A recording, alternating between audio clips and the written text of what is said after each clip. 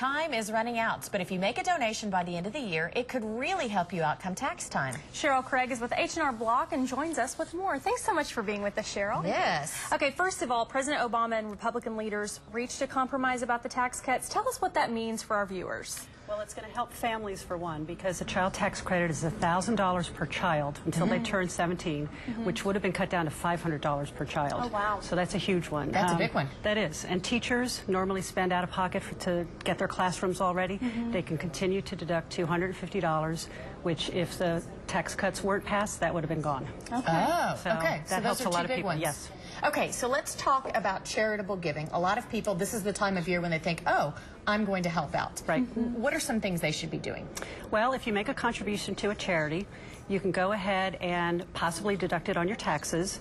If you itemize, in other words, if you do a Schedule A form that's attached to your taxes, you can deduct the amount of the charitable contribution against your income, and then that is what the IRS is going to tax. So it's not going to reduce your tax dollar for dollar, but it will reduce the amount of income that the IRS is even looking at. Okay, so what does the IRS consider a charitable donation? It could be property, it could be money, it could even be volunteer miles if you're a volunteer for a charitable organization. Wow.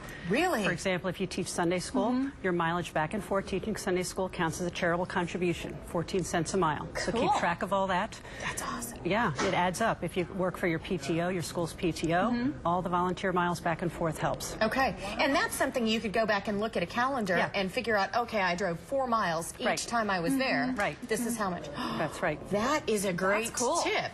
Okay, and you said another tip is maybe put it on a credit card right now. Right. If you pay by credit card, the charity gets the money instantly, pretty much. You don't get the bill till January. You can still count it as a charitable contribution made in 2010. Now, if you owe interest on your credit card because you don't pay it all off at once, you cannot deduct that interest. Oh, okay. Okay, well, how much can a person deduct for charitable A good amount. You can contribute and deduct up to half of your adjusted gross income, which is a big chunk of change. If it's more than that, you can carry it forward over 5 years.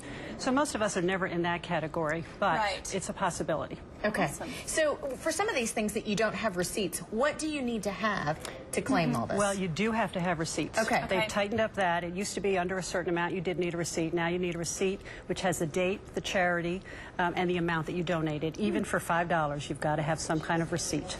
So you can pull up your bank account and have your check, canceled check, but you have to have documentation proof. Okay. Those are good tips. Yes. And Cheryl, I'm sure you will be back as we approach April 15th. Oh, yes. Thanks so much for joining us. Thank you. If you have a tax question, ask away online. It's easy to do. Just go to news9.com/links. Stay with us.